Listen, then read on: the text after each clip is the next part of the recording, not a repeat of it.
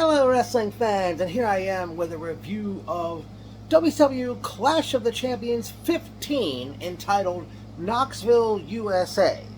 This event took place on June 12th, 1991 from Knoxville, Tennessee, and quite a story here. This was like, I remember my mother's late mother, she had a friend in Long Island who had a dog named Sable. I believe it was a boy dog. Her friend lived a few blocks away from Mom's older sister, who has since passed away. I'm not sure if her friend, who I'm referring to with the dog named Sale, I don't know if she's still alive or not. What happened was, I remember in the late 80s and early 90s, we'd spend weekends at her friend's house, and her friend had cable, and I offered to mail her a videotape to tape this particular Clash of Champions. And it was the first one she did, and I would stick with her, have her do it a few more times as time went on. But this show begins with kind of like the falling out of the first ever Super Brawl pay-per-view that took place a month earlier. But the show on the air, they start out with Missy Hyatt welcoming the crowd. Paulie Dangerously, aka Paul Heyman, runs out and he's trying to get her attention. She says, "What is the problem?" And Paulie says, "Why don't you tell me to come on live?" She says, "We're live." And she hands him the microphone before walking off camera. And Paul starts talking, but then I guess he's told they're going to go to commentators Tony Schiavone and Jim Ross, and they mention about the heavyweight title match, which is the main event of this show. And then we get on with our first matchup. It's a six-man tag team match as we see the Fabulous Freebirds, Michael Hayes, P.S. Hayes, and Jimmy Jam Garvin shooting up with newest Freebird, Bad Street, who was the late Brad Armstrong under a mask.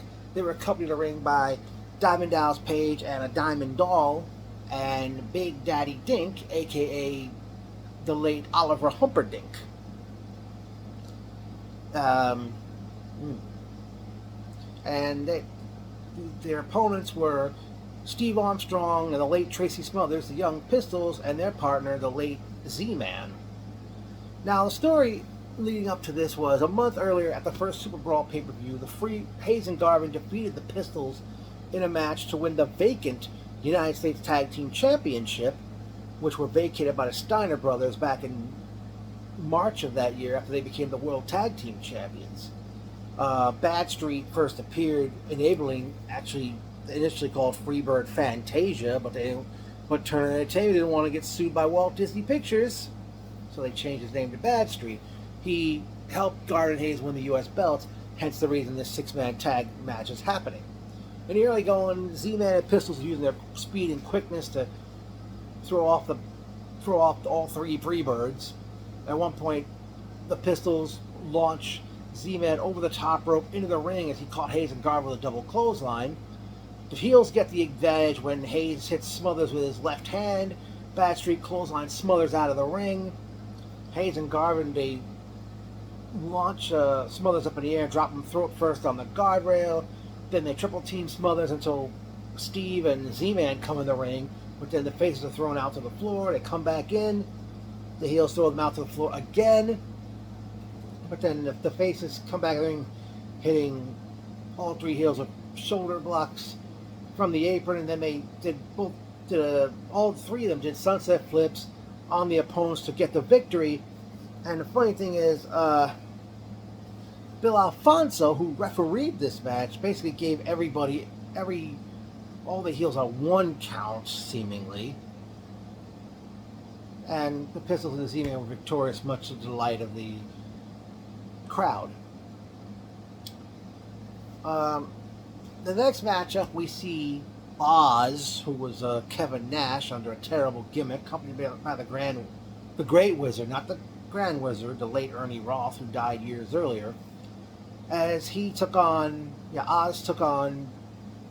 Oz, as I said, was Kevin Nash.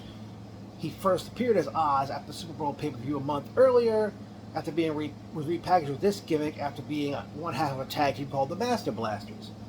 Oz's opponent was Johnny Rich. Not too much of a match here. In the early going, Oz hits a flying shoulder block. And then, in a scary spot, Oz hits a clothesline. Johnny, I think, tried to do a 360 flip, but Johnny landed right on his head. Oz went to pin him, but he pulls him up. So I guess maybe a stalling tactic to see if he was all right. A whip to the rope, a boot to the face. Then Oz hit a side slam, but I remember it as the late Dino Bravo's side suplex finisher. And then Oz looks like he goes for a power bomb, and he's like spinning Johnny Rich around like a helicopter propeller, and then drops him on the mat and pins him with a boot to the chest. And I don't know if it was a minute or under 2 minutes to pick up the victory. Next up, we see... next matchup, we see Dangerous Dan Spivey take on Big Josh. Big Josh was a lumberjack gimmick. It was portrayed by the late Matt Bourne, who later became Doink the Clown, the original Doink the Clown. These two didn't really have much going on because Josh had debuted a few months earlier. Spivey, he was pretty much lost at this point because not doing much either. They go at it. Seemingly, the crowd seemed to enjoy their match. At one point, Kevin Sullivan is coming to the ring with a crutch. Josh goes to hit the ropes. He was going to hit Spivey with the Northern Exposure move, which was the vertical splash that the late John Tenta Earthquake was known for. But as Josh hit the ropes, Sullivan swung the crutch and it broke over Josh's back. It didn't, and I don't know if Josh, what the heck happened. I mean, if Josh didn't sell it at a certain, was supposed to go down and sell the crutch shot or something, but Josh did turn around. Spivey clotheslines Josh from behind, German suplexes him with a bridge, and Spivey gets the victory. And they point out that Sullivan was the manager of Black Blood, which was Billy Jack Haynes under a mask.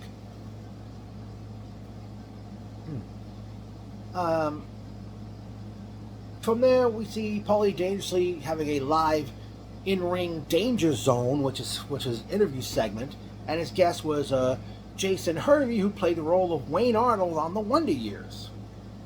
Hervey, I understand, was a big fan of WCW, and Paulie's kind of doing, I don't know, the brother love gimmick, shall we say? He's asking him questions. He's trying to offer him the microphone to answer, then he pulls away, and he sucks about him being on the Wonder Years, and he says, "Oh, you're dating Missy Hyatt, right?" And he says,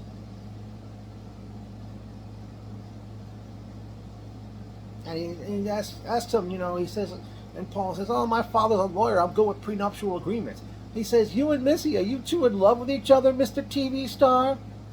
And then Jason responds by saying, I want to know, and I think everybody here wants to know, how did it feel to get your butt kicked by a woman? Funny thing was, within the previous month, on an episode of World Championship Wrestling, which later became WCW Saturday Night, Missy attacked Paulie because Missy was supposed to interview Ric Flair, and Paulie wrote a note that Missy had to call home. So after Jason asks Paulie that question, there's a fan in the front row, clear as day, who gives Paul Heyman the bird. Don't think Paul noticed. And he says to Jason, Paul says to Jason, "Hey, you got a new house, you got a new car. How come your girlfriend has used merchandise?" And Jason took exception to that, takes the microphone from Paulie, and he says, "I didn't come out to get slandered, insulted. If you want to talk about Ric Flair, Sting, I'll talk about that, but as far as I'm concerned, this interview's over." And Jason takes the mic and hits it against Paulie's chest, but he turns around. Paulie hits Jason with his telephone. Missy Hyatt comes running to the ring. Paulie had already gotten out of there. And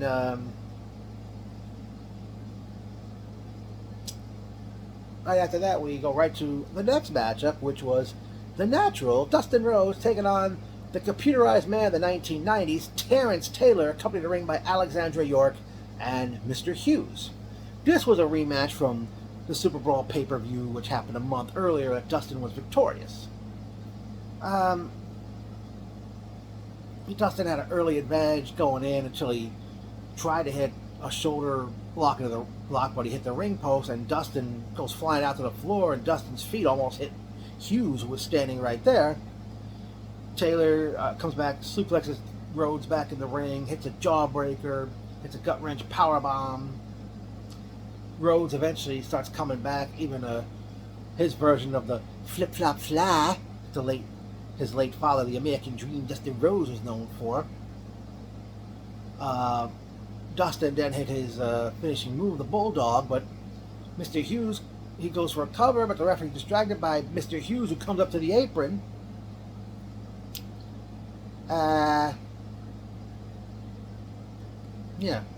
Dustin attacks Hughes, hits him with a bionic elbow. He drops to a knee, but Ricky Morton comes in the ring. Dustin sees him, and he kind of senses things, and Dustin, he's looking at him saying, come on.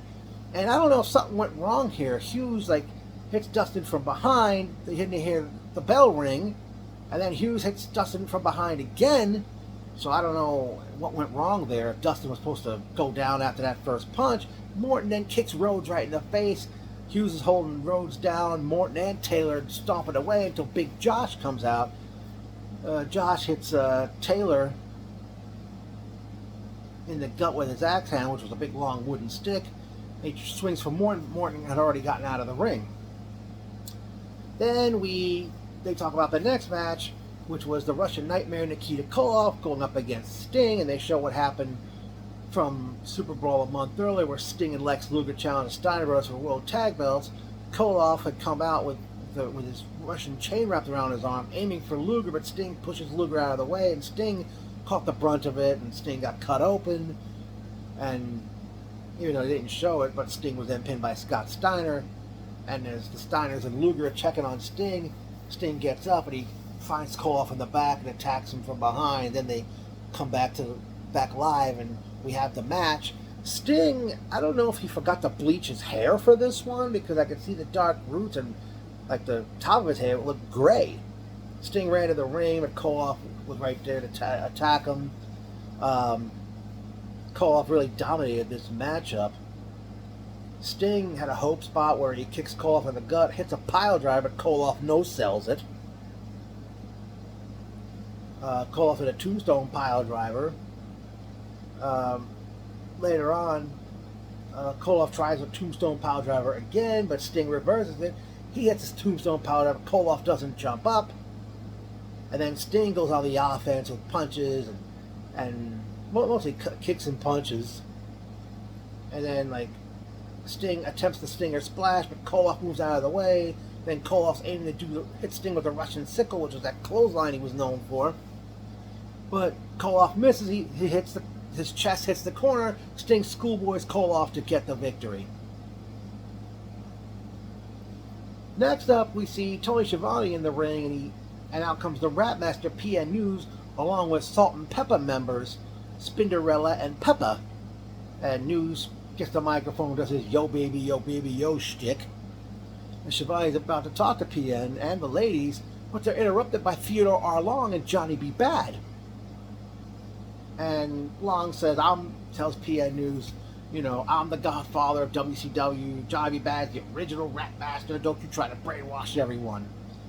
And then Bad, does his oh hush Teddy thing, and he says, I'm the prettiest man in WCW. And he says to PN News, you're nothing but a big old ugly bear. And then News tells Long to back off, and he says to Bad, I'm no big ugly bear. If you want some of me, I'm right here. News pushes Bad, and then Bad, who of course was a former boxing Golden Gloves competitor. I don't know if he was ever a Golden Gloves champion, but he goes in his old boxing mode. Long's holding him back to the point where he's bringing him up towards the ropes, and News is like, I'm right here. You want some of this? And both Long and Bad leave the ring.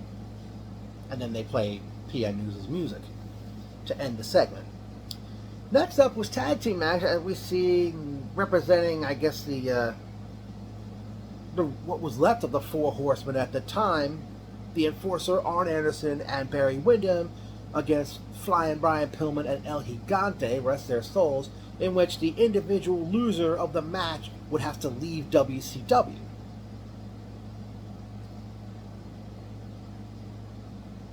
Now, I guess Pillman, Anderson, and Wyndham really had to really work around Gigante's limitations, because Gigante was never legally in this match. At one point, I think Pillman did a dive to the floor on Anderson on the floor.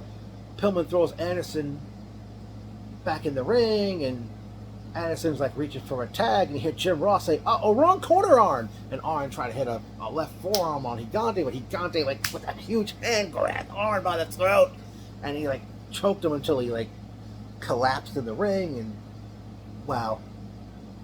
Eventually, one cool spot, Pillman, he jumped off the top of Gigante's shoulders on a body press on Barry Windham, but Anderson prevented the 3 count from happening. Pillman power slams Anderson, goes to the top rope, but Wyndham trips Pillman before he even jumped off the top rope. Anderson rolls to the outside. Gigante comes down the apron, puts Anderson in the claw hold, and in the process, the camera didn't pick it up live. Wyndham kicks Pillman right in the face and pins him to win the matchup, and as a result, Pillman had to leave WCW. But Pillman was under a mask as the Yellow Dog, which was a character Barry Windham did at the Florida territory years earlier. Alright. Next up, they show footage of Rick and Scott Steiner defeating Hiroshi Hase and Kensuke Sasaki for the IWGP Tag Team Championship at the first ever WCW New Japan Pro Wrestling Super Show, which happened a few months earlier. So we go to our next match, which is the aforementioned Steiner Brothers defending the IWGP Tag Team title against Hiroshi Hase and Masahiro Chono, who they pointed out was trained by the late legendary Lou Thesz. And I understand Chono faced Thesz in one of Thesz's, like, maybe that was the last time Thesz ever wrestled. I don't know.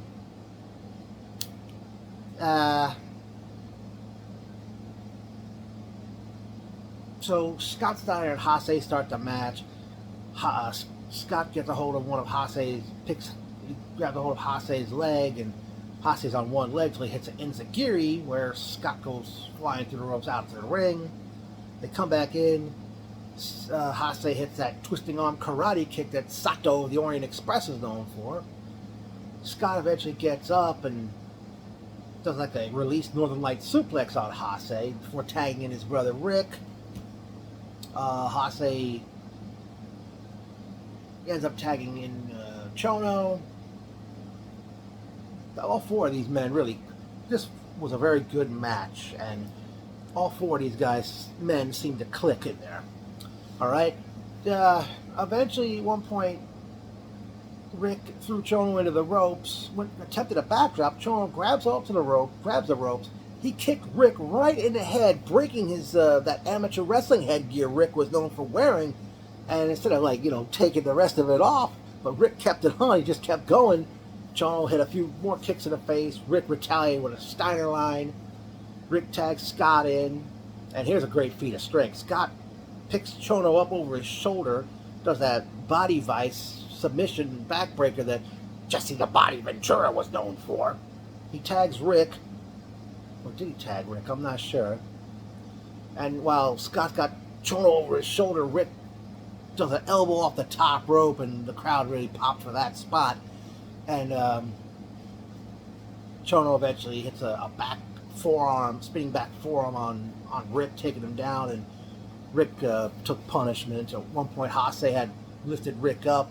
Chono had a top rope shoulder block. Eventually, Rick and Chono give each other a clothesline. They both tag in their partners, Scott and Hase. I don't know if those two ever went one-on-one.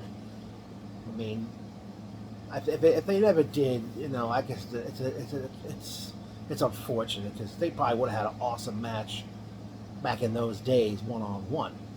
But Scott hits a Steiner line, hits the tilt-a-whirl slam. He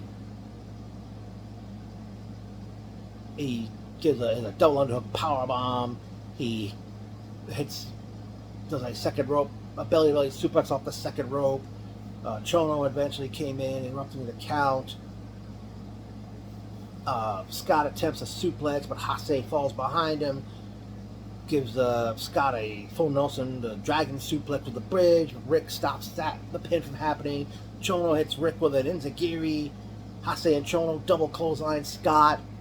They go to double clothesline him again, but they miss, and as they hit the ropes, Rick grabs Chono's leg, holds on to him. Scott hits Hase with the Frankensteiner, pins him to win the match and retain the IWGP Tag Team title.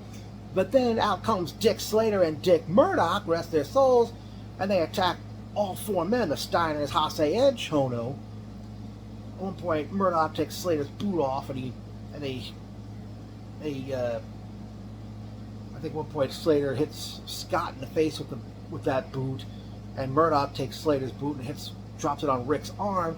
And I forgot it was Murdoch or Slater. One of them hit referee Nick Patrick, and they ended up going to commercial. So we don't know what happened to end that chaos.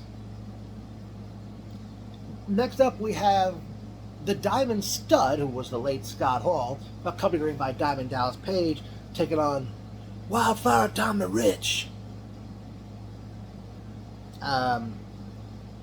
Page is saying, they're looking across the country, around the world for a studette, and they would do this little gimmick where a woman from the crowd would come in the ring and rip and pull Stud's,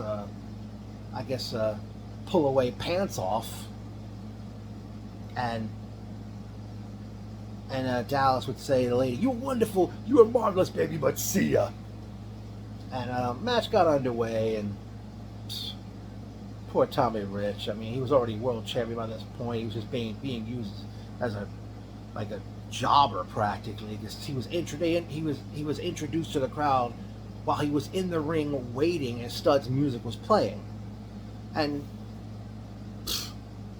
basically mostly all Stud in this matchup. Stud tries for a Vader bomb off the second rope, but Rich lifted his knees. He rams Stud into the turnbuckle a few times, tries for a whip to the corner. Stud reverses. Rich jumps up to the second rope and tries for a body press that the late Jerry Allen was known for. But Stud ducked and Rich missed him. And then Stud hits the DDD, the Diamond Death Drop, which later was renamed the Razor's Edge. And Stud picks up the victory over Tommy Rich. And right after the match is over and they show the replay, Jim Ross is at ringside and introduces this young man named Ben from Knoxville, Tennessee, as the winner of the Sting Lookalike contest. And this kid was, This kid was, was asked, why is Sting your favorite wrestler? And he says, "Oh, I love his basement. He's the best in the world." And Jim Ross says, "Well, Ben, for all your hard work," and Sting's music starts playing. The kid just lit up like a damn Christmas tree. I don't know if he knew this was gonna happen, Sting was coming out or not, but Sting comes out already not in his wrestling gear, but he had also retouched his face paint, and Sting comes out and he says, and lifts the kid up, and this right here gets me excited, makes me feel good. And he says, "High five, my man." Yeah, but then Nikita Koloff, as Sting puts the kid down, Nikita Koloff, with Russian chain wrapped around his arm, hits the Russian sickle on Sting, and Jim Ross is saying, "Come on, Koloff!" And then Koloff ramps Sting into the guardrail, and then Koloff tries to wipe off all Sting's face paint, and all that time this poor kid is just sitting in the corner of the guardrail, and then the mother, Koloff's going to go after the kid, but the mother comes over the guardrail to stop him, and Jim Ross is right there. And then Doug Dillinger and a few other officials come over. You hear Jim Ross, you hear him say, "Get him out of here." And then the camera doesn't pick it up, but Koloff does leave the ringside area because the camera was still focused on Ben. And then you hear Jim Ross, with no microphone no less, say, "Come on." And then Ben goes to check up on Sting and see if he's all right. Next matchup, we see the Great Muta going up against United States Heavyweight Champion, the Total Package, Lex Luger, in a match which would determine who would get a World Heavyweight title shot at the Great American Bash the following month. Don't know if this... No, I think the first time these two guys went one-on-one, but I don't know if these two just really didn't click in there, but early going, Muta catches Luger off the top rope, hits a chop, but Luger does his flexing pose. Muta tried for a spin kick. Luger ducks, takes Muta down with a belly-to-back suplex. I think the Muta turned the tide after Muta avoided Luger coming out in the corner. Muta hit a spin kick to Luger's chest, backdropped him, and at one point Muta throws Luger into the corner. He does his handspring elbow, but get this, he missed. Ooh, pardon me, folks.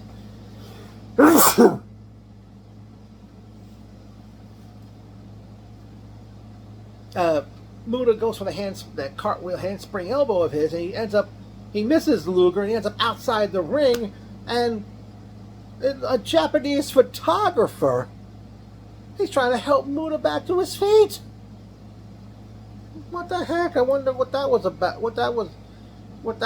Why, aside from him being a Japanese photographer, why not many photographers aren't supposed to be doing that shit? So he comes back to the apron. Luger tries to suplex Muta back in the ring. Muta leaps over to Luger, and he's back in the ring. Muta grabs his throat. He tries to spit the green mist, but Luger put his arm up over his eyes, and you can see Luger had the mist around his mouth and his forehead, but it didn't get in his eyes. Luger avoided a clothesline, power slams Muta, and pins him to win the match. And Luger would get the title shot at Great American Bash. And also should be noted, the world's strongest human being, Bill Kazmaier, was sitting in the crowd, as Kazmaier would eventually debut in WCW that summer. Okay.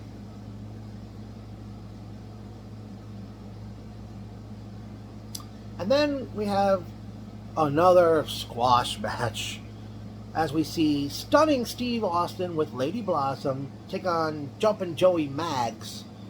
I don't think this match went a full minute. I don't know if they were really trying to really cut time and stuff, because this match was all Austin. He hits the stun gun, which the late Eddie Gilbert called the hot shot, and then as the camera's focused on Lady Blossom, Austin rammed Maggs' face into the mat, and then he pins him, and as he gets the pin, Jim Ross says, "Stunning Steve with a stun gun. He's here, and he means business."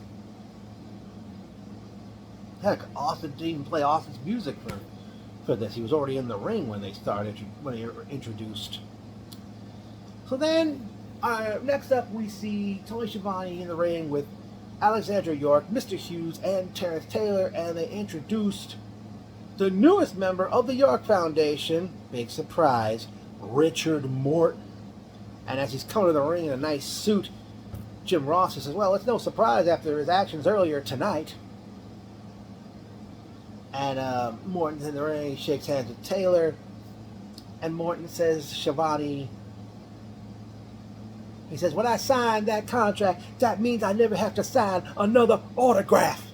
At that point, Robert Gibson, who had been injured since late 1990, comes in the ring and says to Morton, I try to call you, you don't return my phone calls, the doctor released me, I'm ready to rock and roll. We were 4-time world tag team champions, what is the deal?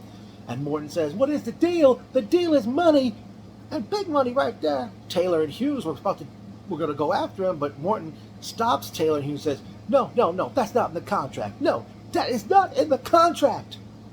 And then Morton says to Gibson, Robert, I've been waiting 10 years to do this. And he sucker punches him, Gibson, pile drives him, and then he kicks away until Dustin Rhodes comes out and chases Morton, Taylor, Hughes, and Alexandra away from the ring.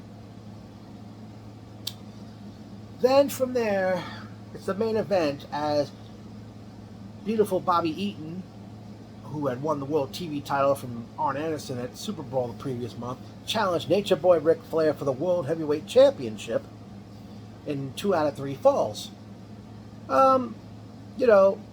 This was 1991. Pretty much was the year Bobby shed the label of tag team wrestler. We were so used to him being a member of the Midnight Express with Stan Lane, Dennis Condrey, and of course they were hanging with longtime manager Jim Cornette. But Bobby proved in this match that he could really hang. And this could have been like a pay-per-view caliber match for a free show on free TV. In the early go, I mean, they were really like Flair with his chops, Bobby with his hard rights and lefts. At one point during the match, Eaton takes Flair down with a hip toss and puts a short arm scissors. That's a submission hold we don't see anymore in wrestling. Eventually, Bobby hits a swinging neck breaker, then jumps to the top rope and does this cool leg drop, which he called the Alabama Jam, and he pins Flair to win the first fall. And there was 30-second rest periods between falls. Flair had having trouble getting back to his feet, and Jim Ross pointed out that Flair was in a plane crash some point in the 1970s, and that could be Flair's Achilles' heel. And Flair, Eaton, as soon as the bell rings for the second fall, he goes right on the attack, rights and lefts in the corner. He hip tosses Flair out of the corner, but then Flair stands up like nothing, kicks Eaton in the gut. Eaton hits the swinging neck breaker. He wants to go for the Alabama Jam again, but Flair wouldn't stay down. Flair gets up. Eaton takes it down with a right hand. Eaton climbs the top rope, but Flair grabs the top rope. Eaton falls and seemingly hurts his knee out on the floor, and Flair wins the second fall by count out, as Eaton didn't get back in the ring by the count of 10. And then the third deciding fall, Eaton managed to hit Flair with a superplex, but due to his knee hurting, he couldn't get over to him sooner, and he probably could have won the title if he got there sooner. But Flair kicks out. Eventually, Flair hits not a running chop block to the knee, but it's a shoulder block to the knee. And Flair tried to go for a figure four leg lock. Flair grabs the rope. Eaton points out the referee, wait, he's got the rope. He's holding on the ropes, and the referee made him break the hold. Flair tries to figure four again. But Eaton counts a small package, but Flair kicked out. Maybe that's when Flair hit the shoulder to the knee with that short chop block. And then Flair puts the figure four on Eaton one more time. And, Eaton wouldn't give up. And then Eaton's shoulders were down. And Flair grabs the ropes. And referee Nick Patrick makes a 3 count. Ric Flair wins the third deciding fall, retained the World Heavyweight Championship. And this was Flair's last big title match because within the next month he would leave WCW due to problems with Jim Herd, or as I constantly refer to him as Jim Turd. Looking back on this show, one of the greatest Clash of the Champions events. I mean, it had its moments with the main event, Sting and Koloff, Steiner's match. Those were the 3 matches that really make this show memorable. But having 3 squash matches with Oz, Steve Austin, and the late Scott Hall at the Diamond Stud, I guess they were just trying to showcase them because they were even though Oz was repackaged, they're trying to showcase some new talent. And also PN News and Johnny B. Bad, who I don't know if they debuted at the same time or not. But as I said, this wasn't the best Clash of Champions. And considering the following who were seen on this show have since died.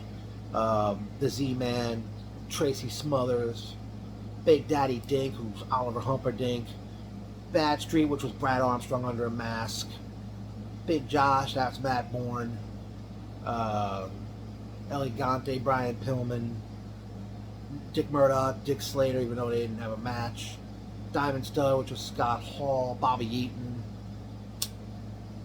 and but again, this wasn't the best Clash of Champions, but it was, memorable to me from a personal standpoint. So I hope you all enjoyed this review, folks.